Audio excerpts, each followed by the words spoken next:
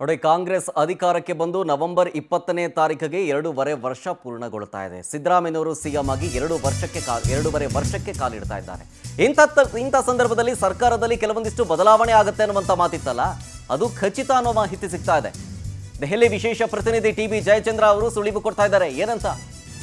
ರಾಜ್ಯ ಸರ್ಕಾರದ ದೆಹಲಿ ವಿಶೇಷ ಪ್ರತಿನಿಧಿಯವರು ಟಿ.ಬಿ. ಜಯಚಂದ್ರ ಅವರು ನವೆಂಬರ್ 20ನೇ ತಾರೀಕು ಸರ್ಕಾರ ರಚನೆಯಾಗಿ 2 ವರ್ಷ ಪೂರ್ಣಗೊಳ್ತಾ ಇದೆ.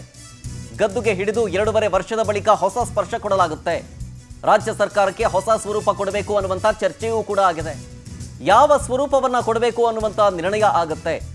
ಈ ಬಗ್ಗೆ ಸಿಎಂ ಮತ್ತು ಡಿಸಿಎಂ ಜೊತೆಗೆ ಹೈಕಮಾಂಡ್ ಡಿಸೈಡ್ ಮಾಡುತ್ತೆ.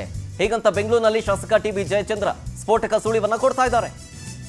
ಸೊ ಅಲ್ಲಿಗೆ ನವೆಂಬರ್ 20ನೇ ತಾರೀಕು 2.5 ವರ್ಷ ಸರ್ಕಾರ ಪೂರ್ಣಗೊಳಿಸ್ತಾ ಇದೆಯಲ್ಲ, ಈ ಸಂದರ್ಭದಲ್ಲಿ ಸಂಪುಟ ಪುನರ್ರಚನೆ ಆಗುತ್ತೆ ಅನ್ನುವಂಥ ಮಾತಿತ್ತು. ಇಫ್ ಇನ್ ಕೇಸ್ ಸಂಪುಟ ಪುನರ್ರಚನೆ ಮಾತ್ರ ಅಂತ ನಿಮ್ಮ ಕಿವಿಗೆ ಸುದ್ದಿ ಬಿತ್ತು ಅಂತಂದ್ರೆ ಕನ್ಫರ್ಮ್ ಅಲ್ಲಿ ನಾಯಕತ್ವ ಕೂಡ ಬದಲಾಗುತ್ತೆ ಅನ್ನೋದು. ಈಗ ಅದನ್ನೇ ಸುಳಿವು ಬಿಟ್ಕೊಡ್ತಾ ಇರೋದು ಟಿ.ಬಿ. ಜಯಚಂದ್ರ ಅವರು. ಮುಖ್ಯಮಂತ್ರಿ ಹುದ್ದೆ ಖಾಲಿ ಇಲ್ಲ.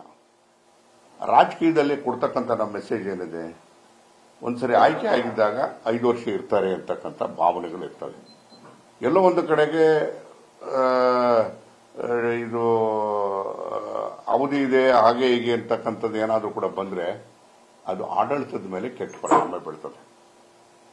ಆಡಳಿತವನ್ನ ಯಾವುದೇ ರೀತಿಯಲ್ಲೂ ಕೂಡ ಕೆಟ್ಟ ಪರಿಣಾಮ ಬೀಳದೇ ಇರತಕ್ಕಂಥ ರೀತಿಯಲ್ಲಿ ನಾವು ನಡಿಬೇಕಾಗ್ತದೆ.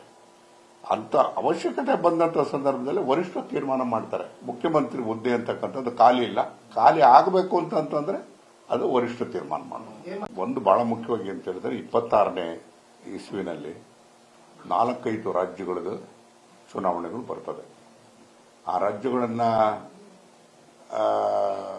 ಎದುರಿಸಬೇಕಾದಂಥ ಸಂದರ್ಭದಲ್ಲಿ ಒಂದು ಸುಭದ್ರವಾಗಿರ್ತಕ್ಕಂಥ ಸರ್ಕಾರ, ಕಾಂಗ್ರೆಸ್ ಸರ್ಕಾರ ಇರ್ತಕ್ಕಂಥದ್ದು ಕರ್ನಾಟಕದಲ್ಲಿ. ಅದನ್ನು ಆಧರಿಸಿಯೇ ಆ ಮಾಡಲನ್ನೇ ಬೇರೆ ಕಡೆ ವಿಸ್ತಾರ ಮಾಡ್ತೀವಿ ಅಂತಕ್ಕಂಥ ರೀತಿಯಲ್ಲಿ ವಿಚಾರ ಮಾಡಬೇಕಾಗ್ತದೆ.